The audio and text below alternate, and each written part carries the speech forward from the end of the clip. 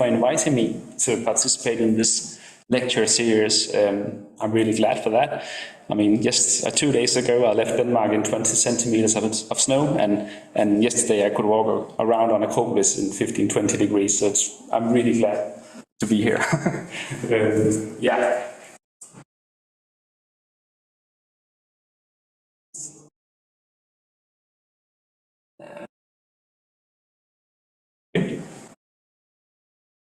The submerged Stone Age landscapes around the world represent some of the largest unexplored areas, and it's quite clear that these areas have the potential to answer a whole range of questions that cannot be done solely on the basis of the terrestrial material, so the material that has been found on land. In this presentation, I would like to demonstrate why problem-oriented research and approaches are important in underwater Stone Age archaeology. And I will try to do that on the basis of some of our ongoing research projects. Yeah, and I will focus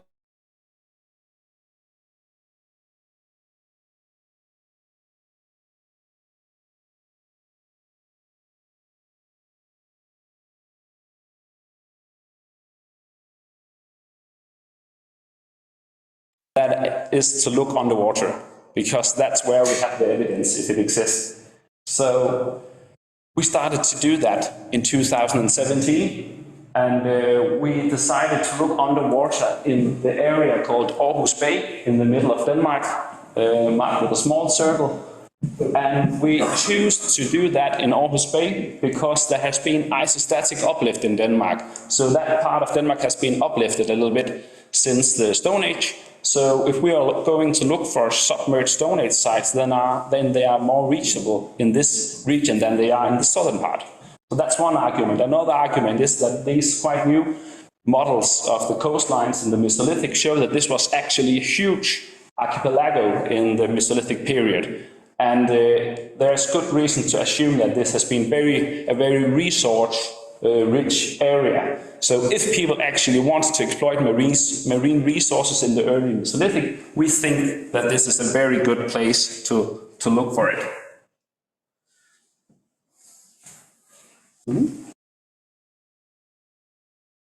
Okay. So we started to do that in 2017, and here I have a map of Aarhus Bay.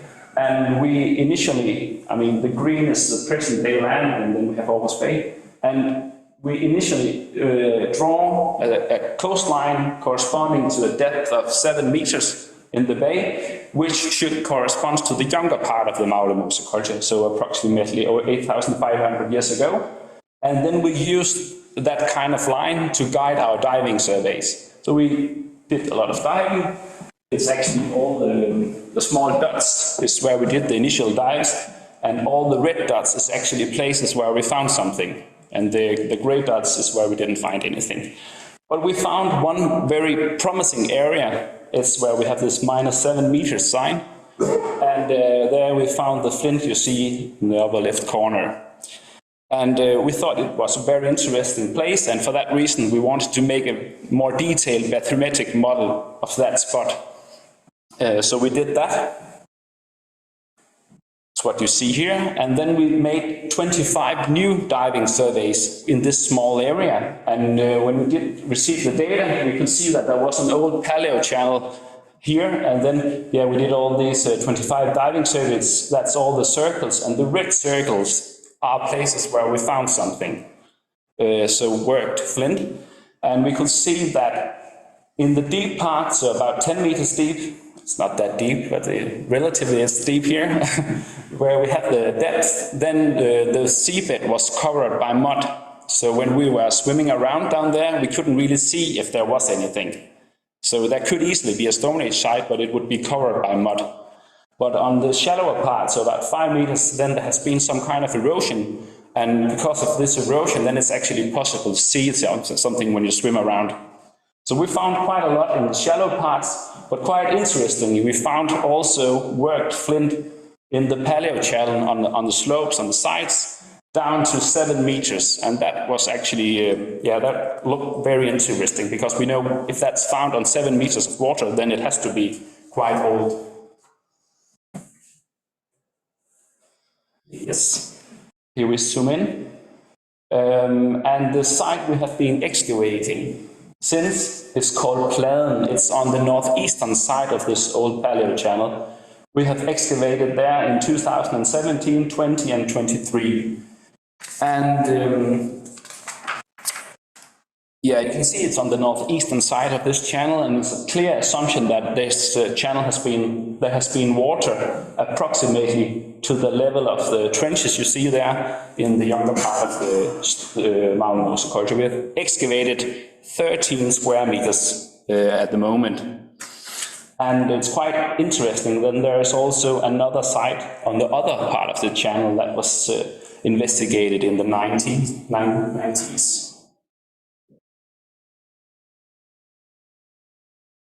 When we started to excavate the site, we found a tree stump, actually in the second trench we excavated.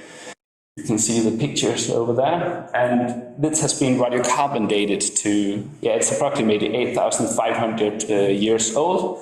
So we know that at this time it was dry land, but we also assume that this tree stump actually died, or this tree died because of the rising sea level. So it's also a quite accurate sea level index point.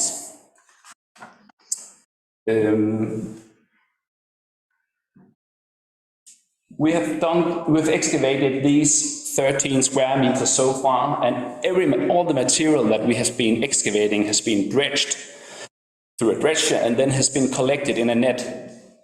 And that means that's everything, all material, and all this material has been brought to the surface, and then it has been sorted there. That's what you see here. You see the net, but you can also see the ongoing sorting process. It's a huge work. It's a really big work to look through all this material, but it's really necessary, because that's actually where we find all of our material.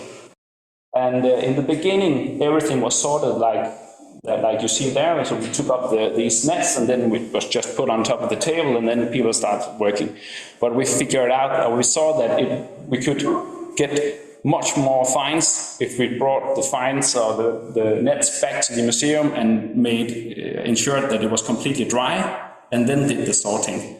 So now we have to bring all the material back to the museum, make sure that it's completely dry, and then we do the sorting.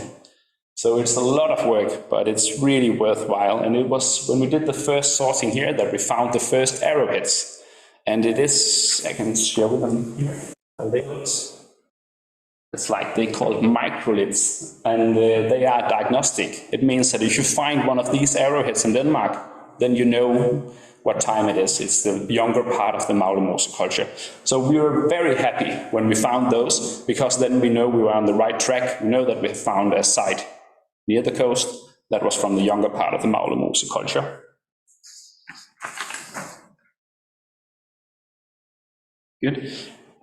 We can also see that the preservation condition on this site is also excellent. Here we have some pieces of wood, and you can see some of it is burned, but it's also preserved, even though it's not burned. And besides that, we find also like acorns and hazelnuts and a lot of different types of bones. And the preservation conditions are very important, because it means that we also have the chance of finding well-preserved tools. So we haven't really found any wooden objects yet, but if they are there, then they would probably be preserved. Okay, so most of the archaeological finds from the site has been found in a sand layer. We call it B. It's pretty much, it contains all the archaeological artifacts on this site, and that layer has been radiocarbon dated to the time around 6,400 BC. So that's absolutely the youngest part of the Maglemose culture, but the microliths show that it is Maglemose culture, not the early Congamose culture. And our analysis suggests that this layer B is a marine layer, and most importantly, because it contains marine like forams. So we can see it's deposited underwater, but also the fact that we have all this very well-preserved wood, and we also have very sharp pieces of flint, all suggest that it's a marine deposit. And our interpretation is that, like you see in the bottom, that it has been deposited very close to the shore in very shallow water, maybe half a meter, maybe a meter of water. The site is very interesting because it contains a lot of faunal remains. It has a lot of bones and a lot of small, from mammals, but it also has a lot of bones from different types of fish species. And the preliminary zoological analysis suggests that it's a mix of brackish and marine species. And that's a very important result because it demonstrates that marine species were actually exploited from this site in the younger part of the Maglemose culture. And although those results are preliminary, they are very interesting, and that's also one of the reasons that we want to continue to work with this site. Because we know that these excavations are still at an early stage, but we have got some new funding, and that allows us to continue the excavation in Aarhus Bay for the next 4 years. So we will continue to collect faunal material from this site because we really want to understand what kind of marine resources people want to exploit and also how they did so. So we intend to carry out a lot of species determinations within the next 4 years as a combination of the traditional methods for species determination, but we also want to do the SUMS determinations. I don't know if you know about that method, but it's a very smart method where you can just analyze a small fragment of a bone. So you don't really need to know the size of it. And to have a reference collection, you can just make a complicated mass spectrometry analysis, and then you can see what kind of animal it comes from. And that's very suitable for our analysis because we have a lot of bone fragments. And if we can use this method, then we can, then it's when we're actually able to determine most of the bone fragments from the site. Okay, so we also want to continue the excavation because we really hope that we are able to find some human remains, some human bones.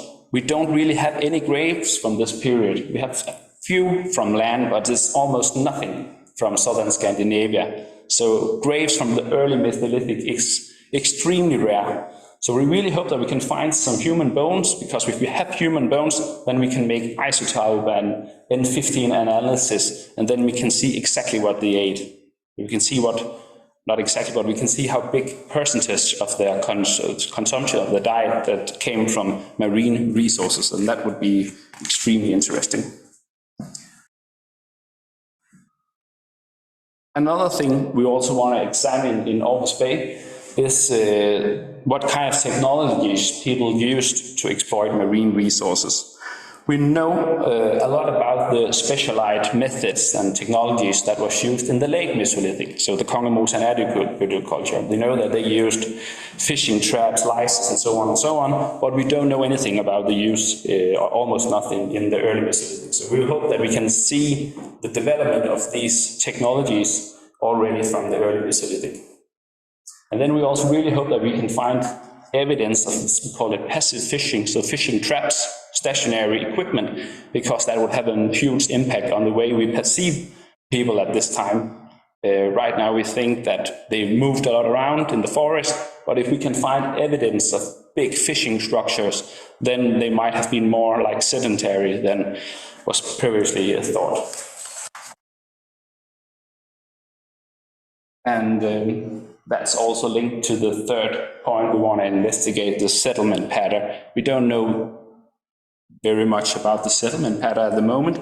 It has been suggested that the people in the early Mesolithic moved between the inland and the coast, and that they inhabited the coastal areas during the winter, mostly because we lack seasonal indicators. from the winter on the inland sides. But to be honest, we don't really know much about it. And if we really want to understand, then we have to find the seasonal indicators on the coastal sites. So hopefully we'll find evidence on the coastal sites that can show when, at what seasons they actually were there. So, yeah.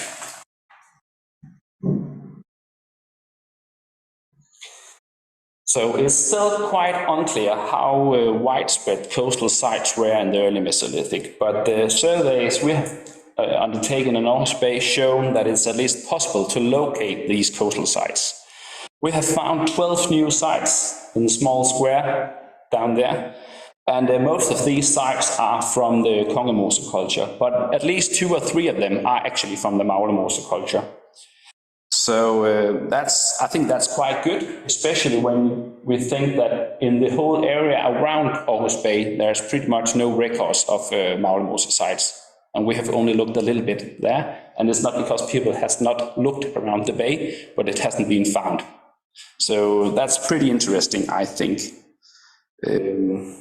Yeah, so we will continue to use Aarhus Bay as a big scale laboratory and continue to see if we can find evidence in other parts of the area, or just maybe just to make sure that it's not just a stroke of luck that we found all these new sites in that part.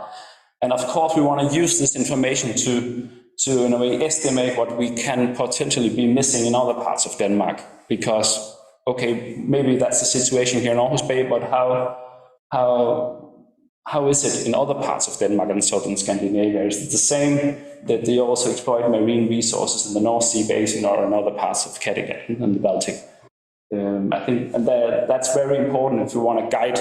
When we have developer-paid projects, it's really important that we have this kind of knowledge in order to target and select the most, the areas with the biggest potential. So, so far I have been talking about one of our strategies at Moe Museum, but there is also national strategies in Denmark. So the Ministry of Culture also has some strategies, and they are made to emphasize some of the questions and challenges that are present in the field of Danish underwater archaeology as of 2023. And they are really intended to inspire other researchers that is working with underwater Stone Age archaeology.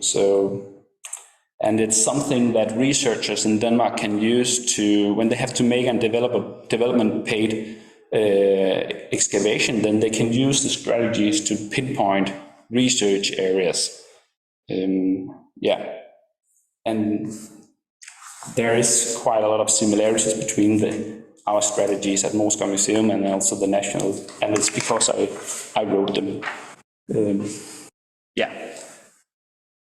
So the work in Aarhus Bay has been purely research, but most of the excavations in Denmark are development-led projects.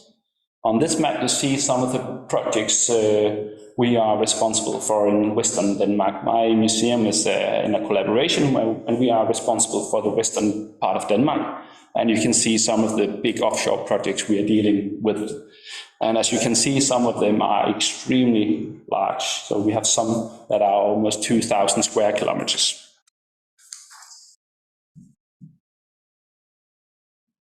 And there are 5 museums in Denmark, and that are responsible for the underwater archaeology. And it's their job to convince the Ministry of Culture every time someone wants to build something in the ocean. So then we have to argue why the Ministry of Culture should set conditions for an archaeological survey or excavation. And this flowchart in a way describes the archaeological process for development-paid archaeology. So there's a recommendation for to the Ministry of Culture. And then usually the next step, at least in the big offshore project, is that we are making a geoarchaeological analysis.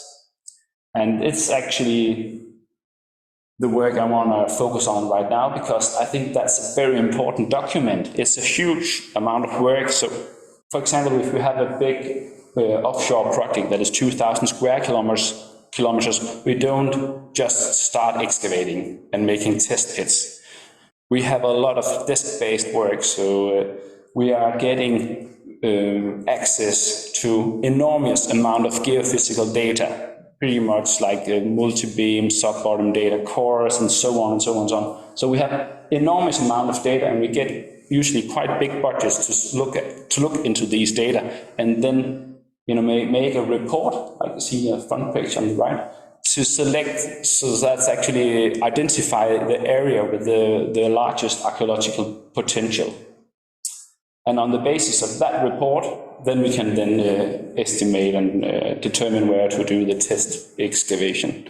And I want to highlight this geoarchaeological analysis because I think it's a unique possibility that we have to go into, make a dialogue with the development-led projects and use data that is generated for other purposes.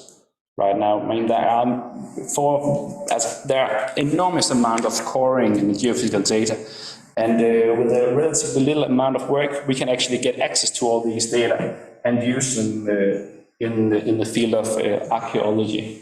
This is just an example, and to show you some of the elements that is usually included in the geoarchaeological analysis. So this is the project area you see up there. And all the red dots is cores from which we have taken samples for radiocarbon dating. So that's something we do. We select the most appropriate samples for radiocarbon dating. Then we make, for example, a sea level curve in order to estimate how sea levels change through the Mesolithic. And then on the basis of the sea level curve, we do select some hotspots.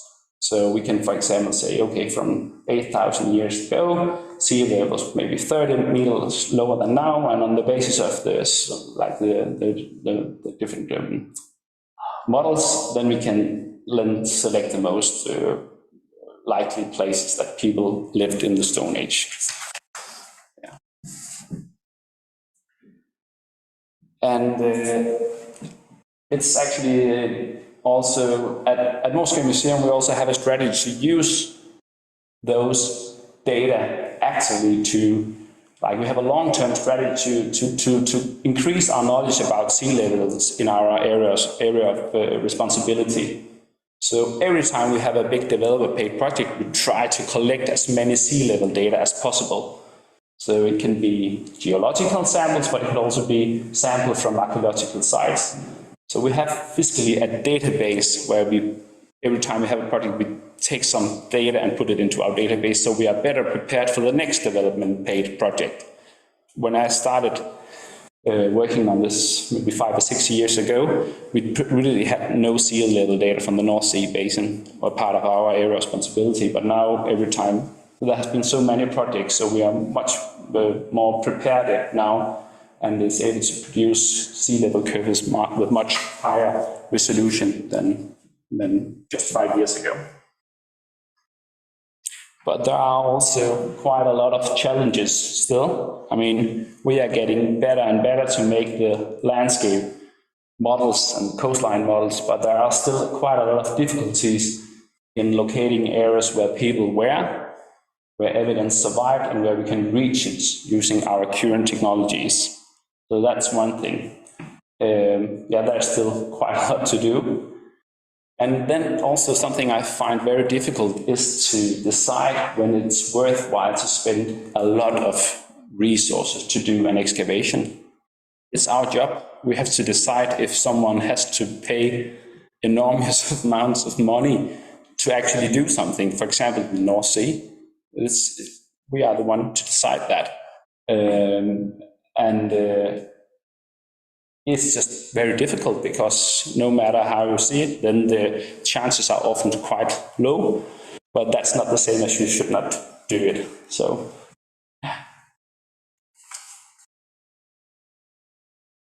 just say that we really need to improve a lot of technologies in order to make sure that we are prepared for the transition towards more green energy, and the net zero goals will change the coastal shelves into centers of development.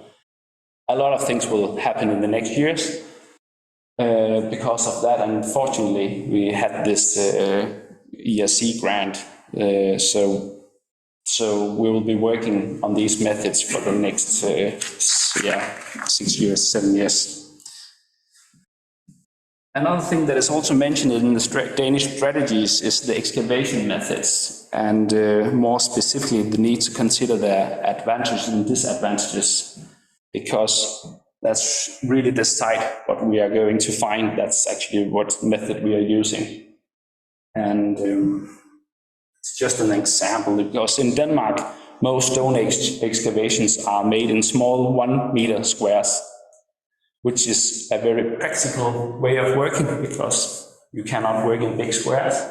But it's also very important to be aware that when you excavate in small squares, there's a lot you don't see. For example, if you have one type of soil and another, it's pretty difficult to understand what it actually means. So, yeah. It's in a way it's obvious, but maybe we could think more about it when we do these excavations, and also just to know what we don't see when we always excavate in small square meters.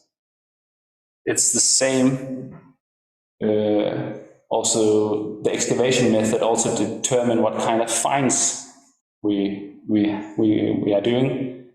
Usually we use a dredge and a net, and then it means we find everything that is more than 2 millimeters big, pretty much 2 or 3 millimeters big. But there's a lot of things we don't find, for example, seeds and small grains. So we don't really know much about the plant economy, the importance of fruit and so on. Speed up.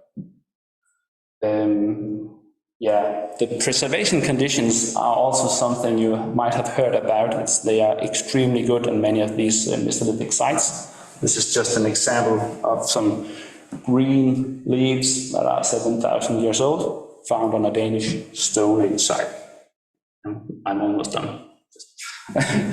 And we have like these submerged Stone Age sites. They are like world famous for some of those really, really nice artifacts. We find these leisters, it's kind of fishing spears. We find shafted axes, pointed stakes, dugout canoes, bows, and we find a lot of really nice things.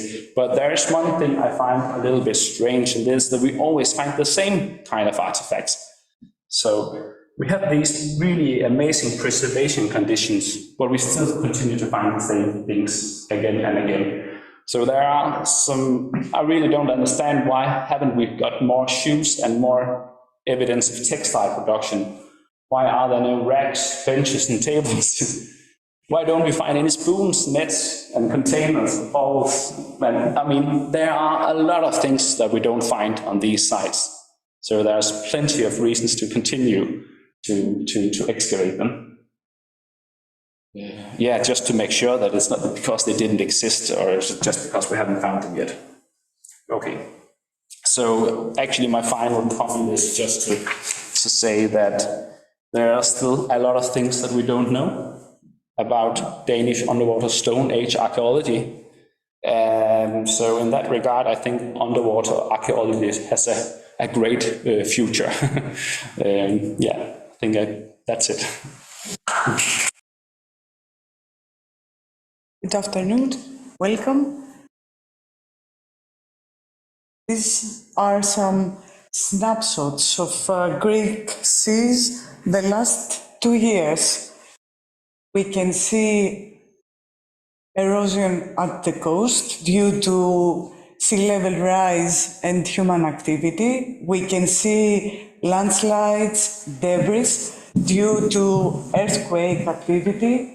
We see submergence of the coastal zone due to sea level rise. We see flooding of the coastal zone due to extreme climatic events or due to earthquake and tsunami. And a shipwreck with, unfortunately, a lot of deaths. Imagine if all this had happened 1,000 years ago, and without any records, we had to investigate us, we today. What we need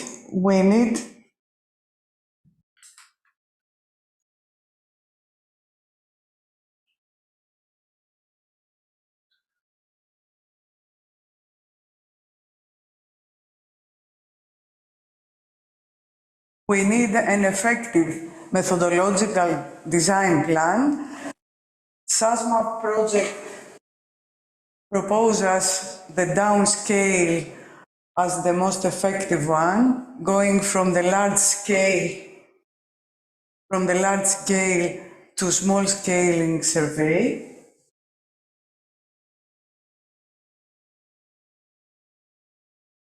Fundamental on this is to build and establish a GIS database gathering a lot of information. Sorry for this. Aiming to define the hotspot areas. In this procedure, you have to assess the relative sea level change, which for Greek seas is the result of a static due to changes of the volume of the ice, isostatic changes, due to rebounds of land because of changes in the ice, and finally the tectonic factor. In Greece happen a lot of earthquakes, which cause uplifting and submergence of the coastal zone. For all this, we have the basic framework, but when we work locally, then a lot of difficulties arise and we have to solve many things. Then, when we find the hotspot areas, then we apply effective techniques, and these are marine remote sensing techniques. They are non-destructive. They can survey large area in short time. They have no water depth limitations. They have no water depth limitation. For example, we can use multi-beam echo sounder, which can provide us mathematic maps with accuracy of 1 or 2 centimeters in resolution. Here is the near shore area of the southern part of Attica Peninsula. It produces a huge amount of points, therefore can be joined with data like satellite image from satellites, so to produce seamless bathymetric map from the shoreline to deep waters, or can be joined with other acoustic data like profiling data, so we can have the submerged and buried ancient coastal zones from the shoreline until deep waters. Multi-beam can provide us backscatter data. However, the most effective tool for this is side-scan sonar. Can produce us information for the seafloor texture and also for targets lying on the seafloor. As an example, we will go back to Athens in the 5th century BC. At that time, Athena was a naval superpower based on triremes. Bjorn Loven and his team has dedicated many years for surveying the area. 3 major ports existed, Munichia, Zea, and Kantharos, and there the Athenians had their shipsheads, structures for accommodation and service of the shipsheads. Zea harbor looks like this today. It has a lot of boats, bad quality of water, and the side-scan sonar mosaic help us to detect and map remnants of the shipsheads.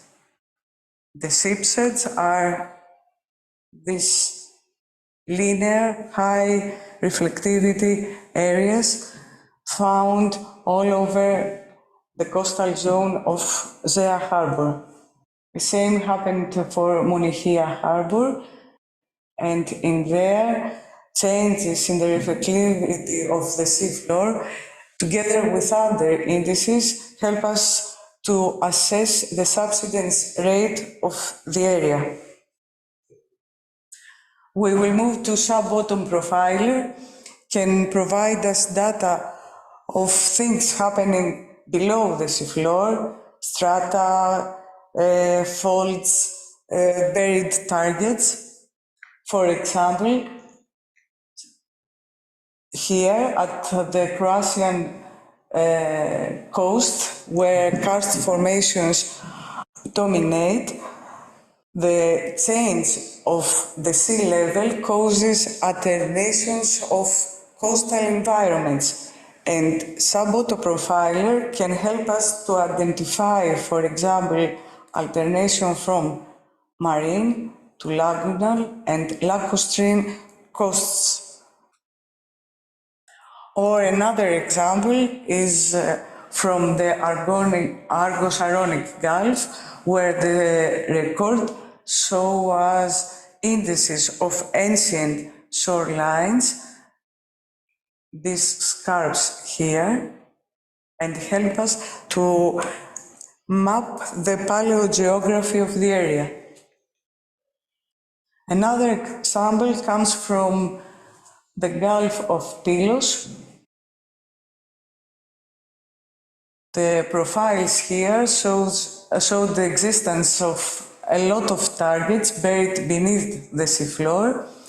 Optical observations of the targets that found on the seafloor shows that these remnants come from the Navarino battle, a crucial battle for Greece during Ottoman period.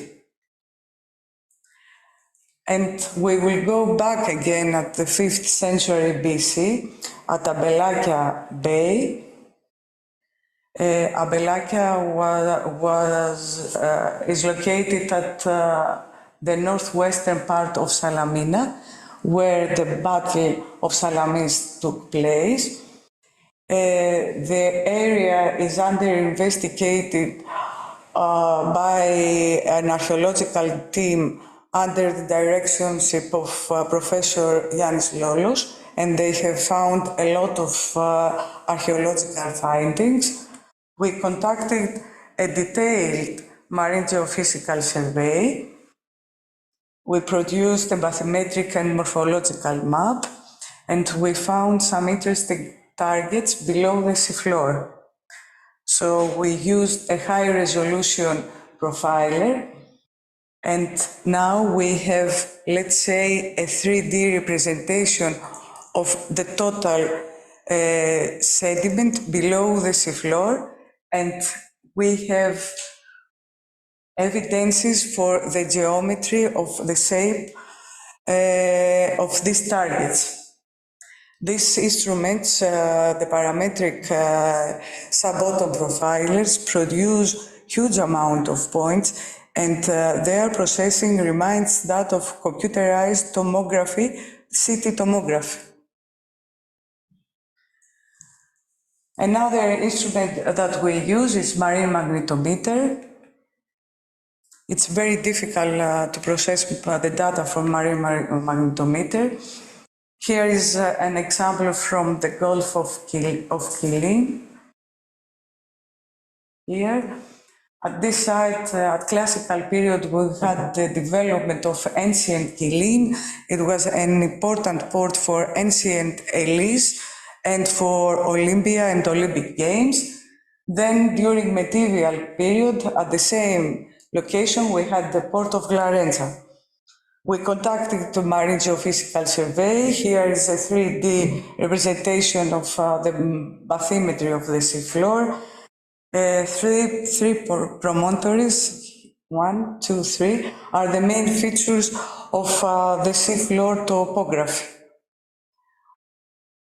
Here is the map with magnetic anomalies, and as it was expected, the promontories have high magnetic anomalies.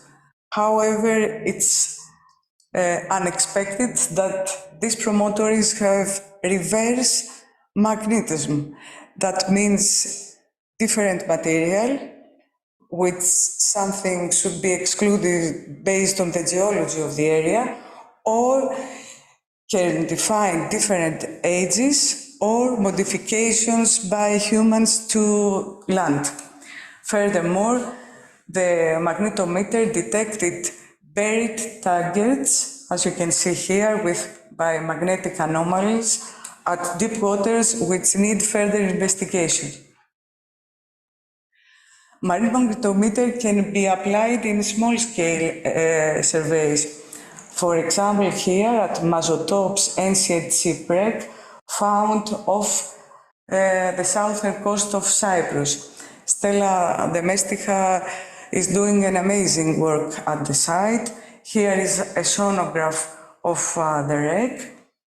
We conducted a careful marine magnetometer survey, and the result is this map, where, as you can understand, the huge amount of the magnetic anomaly corresponds to the wreck.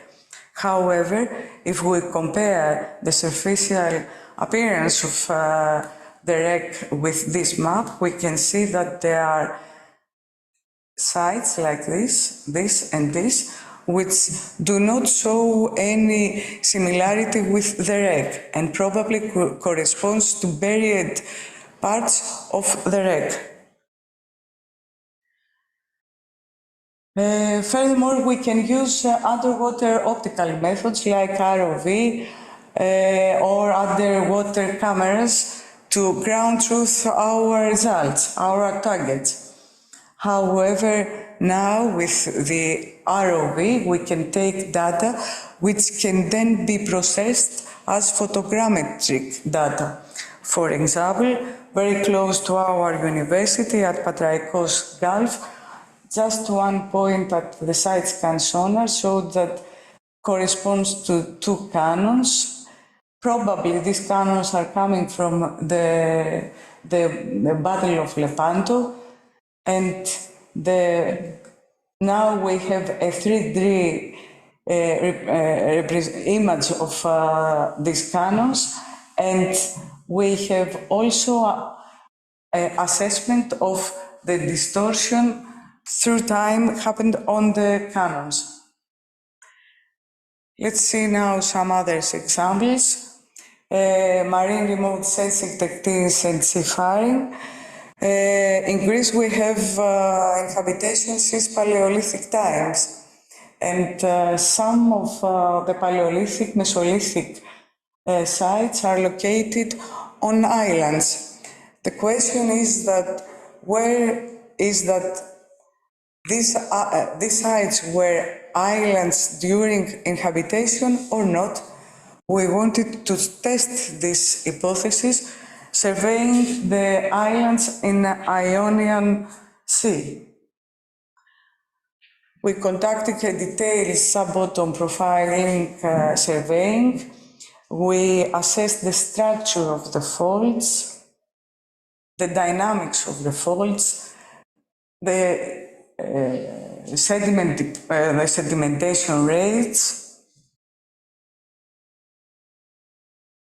We took into consideration the changes of the sea level, and in all these scenarios, always at least Kefalonia and Zakynthos were islands during Middle Paleolithic time.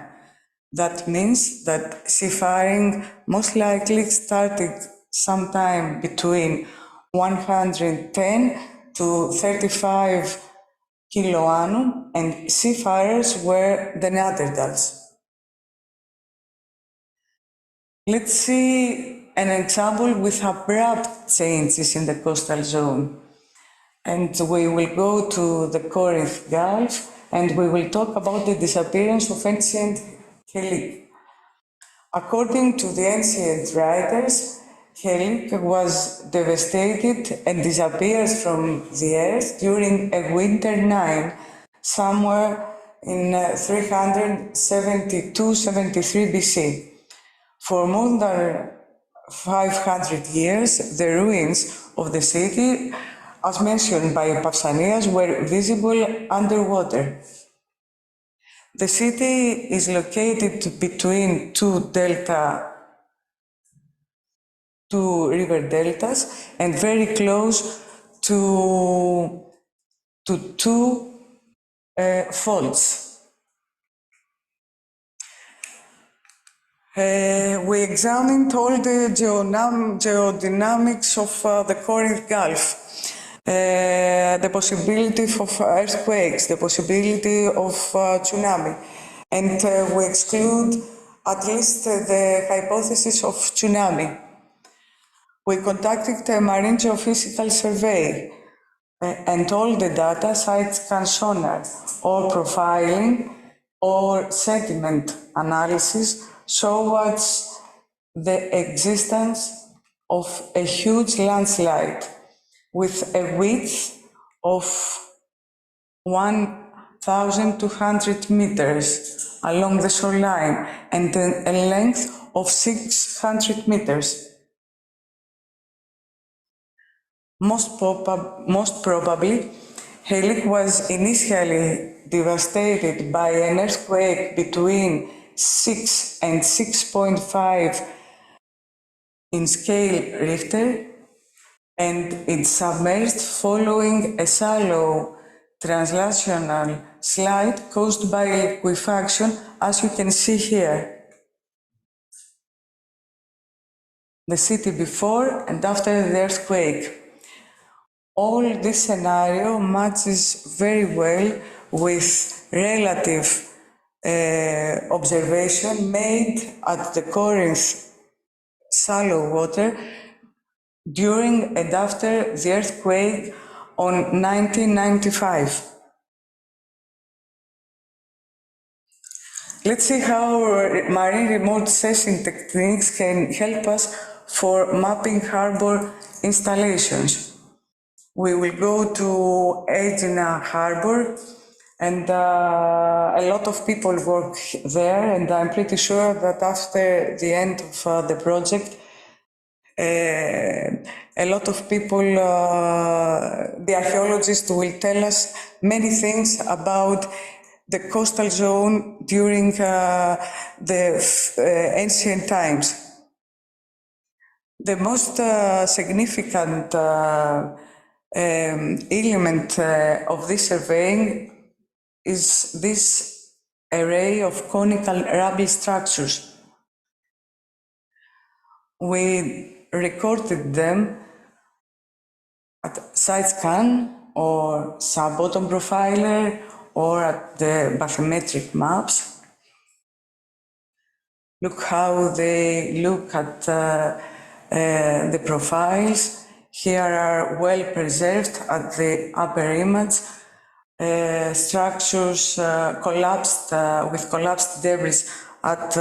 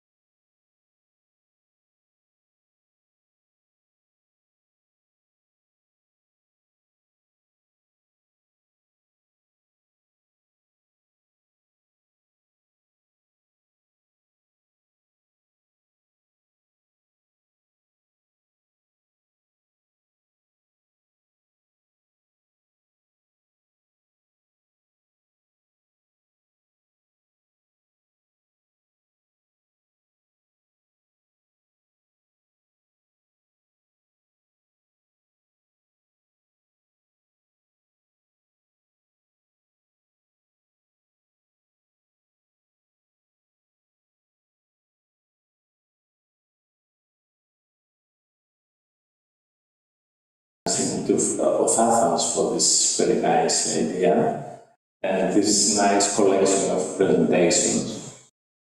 And actually, those two presentations correlate the Scandinavian shallow marine environment with the Greek, let's say, amazing, sorry for this, amazing coastal area of Greece.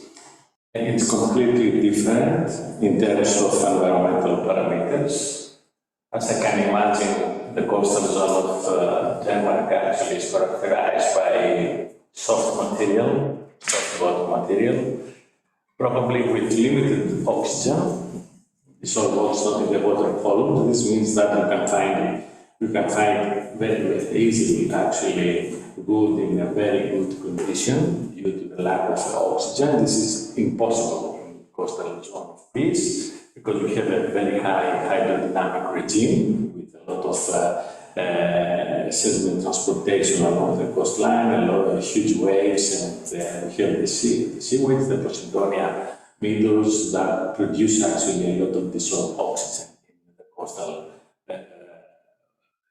zone of Greece. So there are two environmental settings actually. I think the Scandinavian coastal zone is excellent for preservation of the submerged landscape. This is not the case in the Mediterranean Sea. And I think that I love the idea of the two presentations because Peter actually presented a human-based survey. On contrary, Maria actually presented a machine-based survey. And I have a dream, and I'm not the only one. I think it's time to correlate everything, to make a new, to combine all the methods, all the approaches, the human and the machine approaches, and to build up a new scientific field. We can say that the new scientific field, we can call it actually marine geoarchaeology. Two disciplines from the typical geoarchaeology, which is collecting the coastal zone, make some sediment analysis, some radiocarbon analysis, and etc. The marine geoarchaeology is something different. We need the remote sensing techniques in order to map everything on the sea floor. I mentioned that Peter said that there is a need to look underwater, and we have to combine the human ground truthing activity with remote sensing activity. And in this context, actually, I think that two directions can be developed. The first is the reconstruction of the coastal bioenvironment, actually to bring the submerged landscape to the surface, combine everything. And the other direction is the study of the shipwrecks. And we can actually consider that shipwrecks are time capsule for the humanity, and of course to study the site formation around the microenvironment of the shipwreck. So we have a lot of work to do. We have to combine a lot of things, a lot of methods, and a lot of approaches in order actually to detect, to map, and to manage actually the underwater cultural heritage. This is my first comment. Okay. Thank you, Geraga. Any questions from the audience here? Okay, I can read one online. This is for Maria.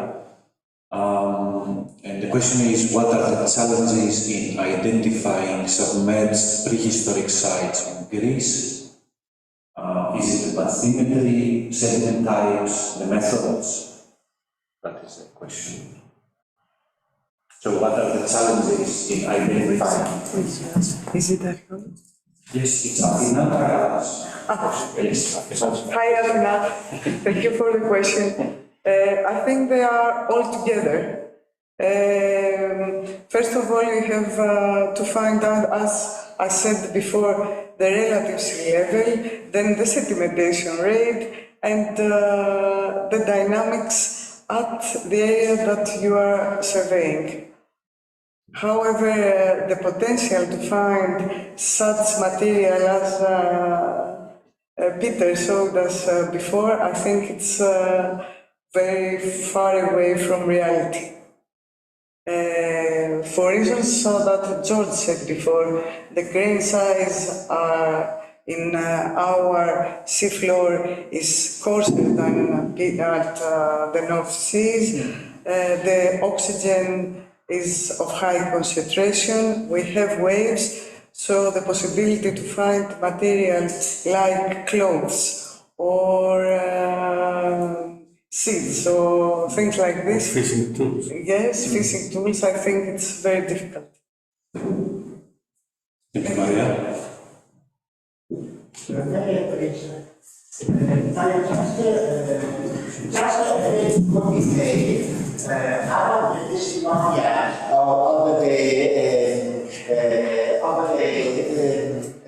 accident which happened to Eniki. There is also an epigram of a Positivus which was published in 2001 for the first time, and where it is detailed that an landslide came down from the mountain and covered the city. Just that. Thank you. Thank you. Thank you. Thank you very much for your comment. Can you send us actually the citation of this information? Yes, of course.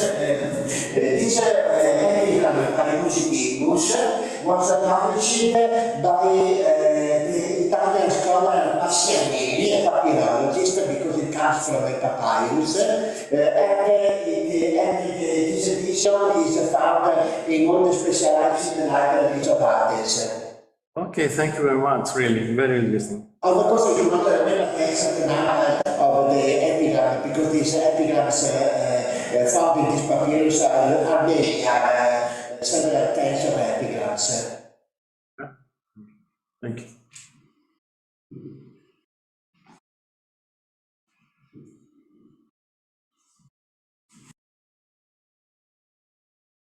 I'm actually interested in Peter. Would it make sense for you to use all the tools that Maria has just been describing, especially for these development projects? And would they help you find the shoes and the tables and the things that you are still missing?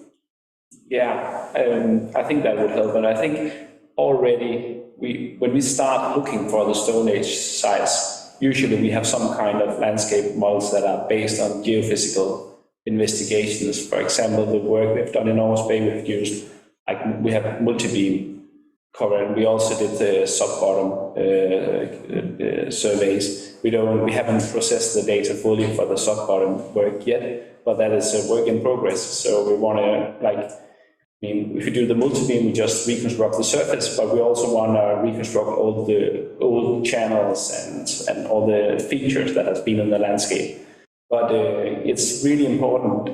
One thing is to reconstruct how the landscape looked like, but also to determine where there could be a preservation potential, because there has been quite a lot of erosion as well. So, using, for example, sub-bottoms, we can exclude some areas because we can see it's like the moraine surface that is exposed and on the top, so we can say, okay, there makes no reason to go there and look, because we know that it's completely eroded away.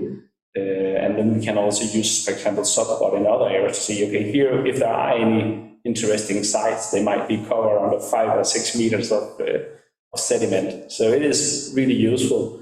And it's nice to see your presentation. I can see we use a lot of the same methods, but yeah, I'm really not an expert in geophysics. Correct me if I'm wrong, but I think the paleosolite at 8,000 years BC came from geophysics, no? Yeah. Otherwise, you cannot predict. No. Yeah, we have actually used different types of geophysics, but in the early spring, we made a very detailed multi-beam model of the whole area, and it's really nice. We can see the old tree trunks on the seafloor, like 8,000 years old tree trunks.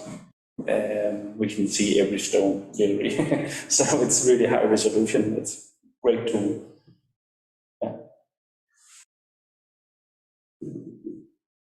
We have more questions online for Maria. Both very archaeological questions. Okay.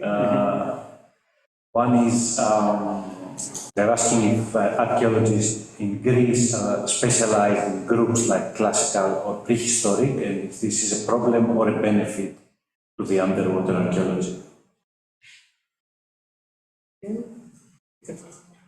I think the right person to answer this is you. Yes.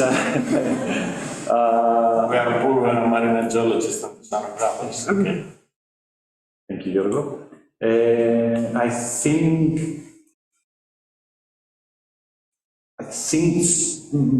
Greek archaeologists are specialized either in classical archaeology or prehistory. I think there are. At the end of the day, we are, like, methodologically, we are all archaeologists. So we do use the same methods and do collaborate with the same people like Maria and Yorgos to get to our results. And I would say it's not necessarily a problem to be specialized. It's a benefit, but it's not, I don't know, it's not something that I would think twice, let's say. We do specialize in periods, and therefore we are specialized in what we find and how we interpret what we find. I hope I did answer that. Then there's another question, archaeological, about the Patraikos Bay, Maria, that you saw two cannons. Yes. That you presume that they are from the Lepanto naval battle. Yes. There are. How are they defined from the Lepanto? No, I put a question mark and I said that probably are. There was another battle during the Ottoman period. I don't remember now the exact date. Anyway, the shape of the cannons, people they know, they say that is from that 16th period. century. So both battles happened at that area, so we think that probably there are. I would like to mention that we just collect thousands of photos with ROV. So I think the next step is to recover the shipwreck, the cannon, the archaeological team, and to define in detail about the origin and the age. We just actually interpret the canon based on the photogrammetry model. If they have suggestions, they are welcome to discuss. I don't know who asked the question. Any other questions? We know that to find something from this naval battle is something amazing. So it would be. Okay. Keep a small basket. I had a couple of questions for Peter, actually. One was exactly your question. But the others we can, I guess we can discuss during the smaller reception. Yes. Thank you very much. I don't know if there's any other comment. I have a final comment, if I may. Please. I think that, especially from the Scandinavian coastal zone, from Greece actually, for the geophysical means, the difficult zone is not the deep sea environment. We can survey easily up to 1,000, 2,000 meters. The difficult part is the extremely shallow water. We cannot apply actually a lot of marine watches techniques between 0 and 2 meters or 3 meters. For that reason, I think that the next, the next step, the new era in the coastal archaeology is the unmanned surface vehicle, the USVs, the robotic systems. We can put a robotic system with a side scan, with the beam. You can send it to make a lot of track lines at the very, very shallow water. We did this experiment, Maria, actually, last summer, and we received, actually, we collect high quality of data. So I think the next hot topic is how to use the USVs, the robotic system, and the shallow water for this kind of survey. And I have a comment also. Regardless Mesolithic or classical period, North or Mediterranean Sea, I think downscaling is the method. Downscaling. Yes, that both we apply. Is that correct? Also, Peter, since we're still at it, there is a last question for Peter by Anna Jensen. Is it possible to tell from an excavation how fast was the rise in sea level that submerged the site? Yeah, that's actually possible because like the sea level data we have from the coastal sites are among the most accurate, I guess, in the world. We have a lot of coastal sites, and some of them has these fishing structures, and for a fishing structure to work, it has to be within a specific elevation interval according to the prehistoric sea level. So a trap, fish trap, a fence only works if there's a little bit of water and it shouldn't be too deep. So, and we have plenty of these sites with these fishing fences, for example. So if we have a lot of radiocarbon data from a lot of different sites, then we can actually determine sea level change very accurately, although it's like 10,000 years ago almost.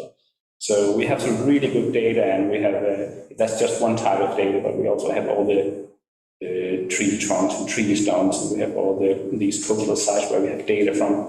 We know some of the data were above sea level at the time, and some of them were below. So so we can tell pretty accurately how fast sea level rose throughout the Mesolithic. Thank you. Thank you all. I think we're done. See you in the next one.